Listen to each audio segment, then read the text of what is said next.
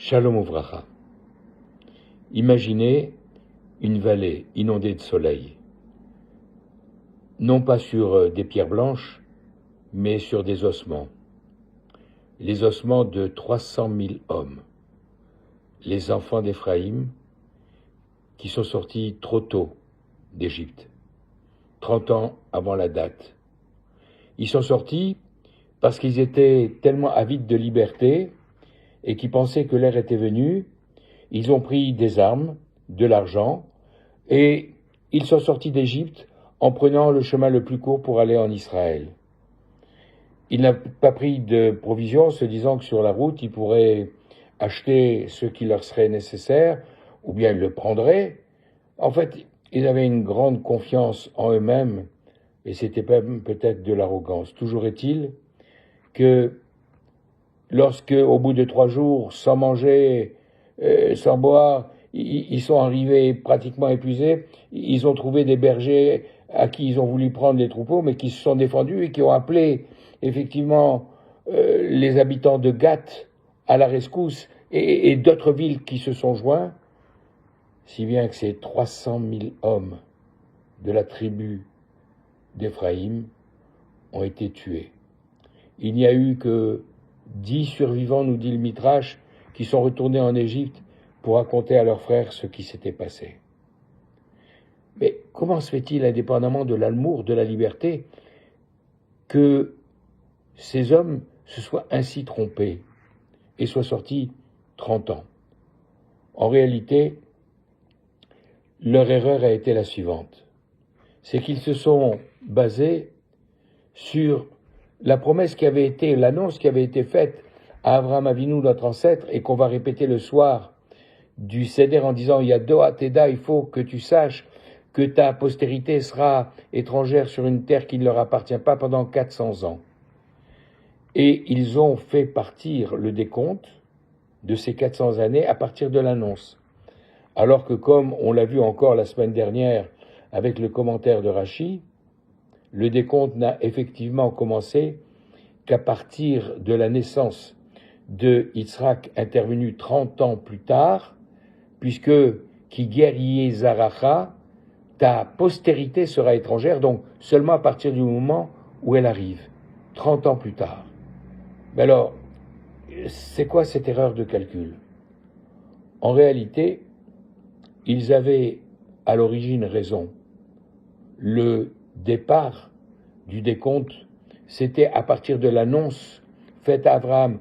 Quand on dit à quelqu'un « vous allez subir une opération très difficile, très douloureuse », et on a prévu ça de le faire dans un mois, eh bien, y compris pendant le mois d'attente, le patient commence à souffrir, c'est ce qui s'est passé. Et il pensait, comme c'était d'ailleurs initialement prévu, que les 400 années commençaient à l'annonce faite à Abraham. Mais alors pourquoi nous dit-on que ça ne commence qu'à la naissance de Yitzhak? Tout simplement parce que 30 années supplémentaires ont été rajoutées à cause de la vente de Yosef. Yosef, depuis sa naissance, a été l'enfant chéri de son père et donc celui qui a été jalousé par ses frères et qui a été vendu comme esclave en Égypte, qui a été jeté en prison. Et il a fallu attendre qu'il atteigne l'âge de 30 ans, alors qu'il avait 17 ans quand il était vendu, l'âge de 30 ans pour être présenté devant le Pharaon et devenir enfin le vice-roi d'Égypte, sortant de ces 30 années de difficulté. Akadosh Baruch Hu a rajouté ces 30 années à ces 400 années initialement annoncées, et c'est le décalage qui en a résulté avec le décompte uniquement à partir de la naissance de Yitzhak. Alors, donc, eux-mêmes qui étaient les descendants de Yosef, la tribu d'Éphraïm, ils se sont dit qu'ils n'étaient pas concernés par cette pénalité qui avait été imposée aux autres frères, mais en fait, ils ont commis, en sortant prématurément, une triple faute. La première faute, c'est que, d'abord, ils ont oublié que justement, leur ancêtre, Yosef, il avait annoncé que la libération n'interviendrait que lorsque le libérateur donnera le signal avec le mot de passe. Pas code, pas gatti. Rappelez, je me souviendrai de vous et je vous enverrai le libérateur. C'est d'ailleurs ce que Dieu rappelle à Moshe sur le mont Sinaï, ce que Moshe dit aux anciens lorsqu'il arrive en Égypte, et ce que Yosef leur avait dit. Ils n'ont pas entendu le mot de passe et ils sont quand même sortis. La deuxième erreur qu'ils ont commise, c'est en quelque sorte de rendre la monnaie de la pièce. Yosef a été vendu parce qu'il y avait une animosité et un manque de solidarité envers les frères. Eh bien, eux, ils sont partis sans tenir compte des autres tribus qui continuaient à être asservies. Et enfin, la troisième erreur, c'est que, comme c'est écrit à la fin du livre de Bereshit, Yosef avait fait promettre à ses frères, et en faisant transmettre ce serment de génération en génération jusqu'à la libération, de ne pas oublier de prendre ces ossements pour les ramener sur la terre d'Israël. Et la tribu d'Éphraïm qui descend de Yosef, elle est partie sans les ossements de Yosef. Alors que Moshe, lui, même s'il aura des difficultés à les trouver, et il aura besoin de l'aide de Sérach, la fille de Hacher, pour retrouver les ossements de Yosef, il les sortira du Nil, il les emmènera d'Égypte, et ils iront jusqu'à leur terme dans la ville de Shrem, où ils reposent jusqu'à aujourd'hui. Donc voilà les trois raisons pour lesquelles, finalement, leur tentative de sortie prématurée a été couronnée d'échec. Mais en fait, Akadosh Baruch Hu, malgré leurs fautes, n'a pas oublié leur sacrifice. Comme on le dit dès le premier verset de la paracha, c'est parce qu'il ne voulait pas qu'ils voient ses ossements et qu'ils soient découragés. Vaï Béchalar Paro, lorsque Pharaon a renvoyé le peuple, Akadosh Baruch Hu ne les a pas conduits par le chemin qui passait par le pays des Philistins, parce qu'il avait peur. Peninachem Aham Birotam Milchama, il avait peur que le peuple ne voie les risques de la guerre et qu'il fasse demi-tour pour retourner en Égypte. Mais en réalité, avec ce qu'on vient d'expliquer, Akadosh Baruch Hu ne voulait pas qu'ils voient ces ossements montrant ce qui était arrivé aux enfants d'Éphraïm 30 ans plus tôt et qu'ils rebroussent chemin. En réalité, le Midrash vient nous apprendre quelque chose d'extraordinaire. En faisant un bond gigantesque dans le temps.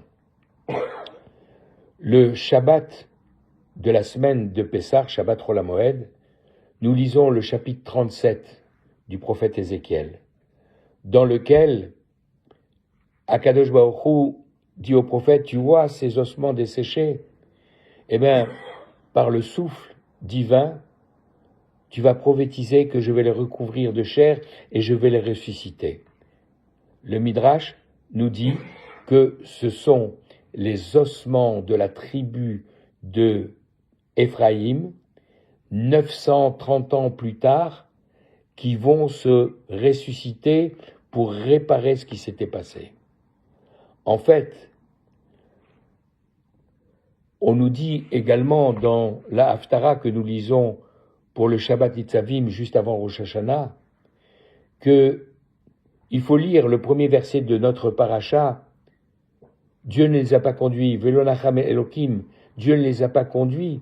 En fait, c'est la même racine que Dieu ne s'est pas consolé. Et l'Haftara nous dira qu'à la fin des temps, au moment de la libération, Dieu va arriver avec, kaviachol, si on peut s'exprimer ainsi, des vêtements recouverts de sang, comme si c'était quelqu'un qui avait été dans un pressoir pour écraser le raisin et faire du vin. Le pressoir se dit en hébreu Gat, le même nom que celui de la ville du pays de Philistins où les enfants d'Éphraïm sont tombés. Et Dieu ne s'est pas consolé jusqu'à ce moment-là. Il a recouvert, pour ne pas oublier, ses vêtements de sang, pour dire que, au moment de la vengeance finale, de la libération finale, il fera payer aux Philistins, aux Amalécites, à ceux qui ont fait ce grand crime, la mort de ces 300 000 hommes de la tribu d'Éphraïm.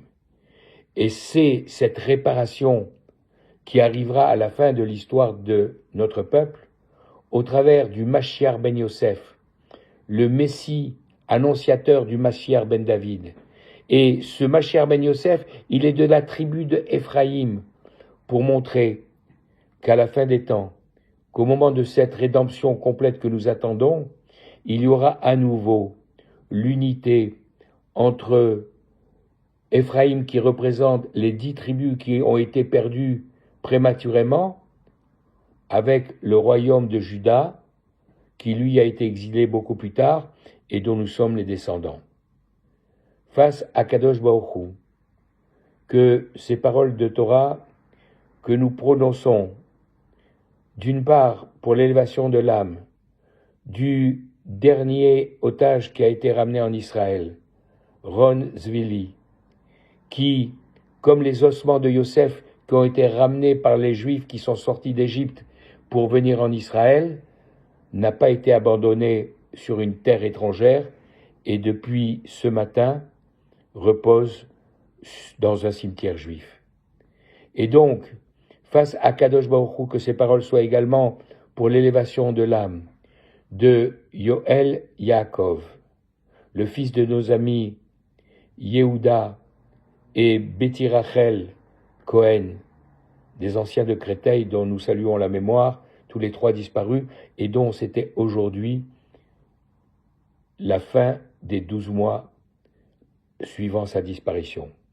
Face à Kadosh Baruch Hu, que par le mérite de ces paroles de Torah, nous puissions assister rapidement et de nos jours à la réalisation de toutes ces prophéties, de la Géoula, de la délivrance finale et de la résurrection des morts annoncée par Yéhézkiel, qui nous permettra de retrouver tous nos chers disparus. Amen.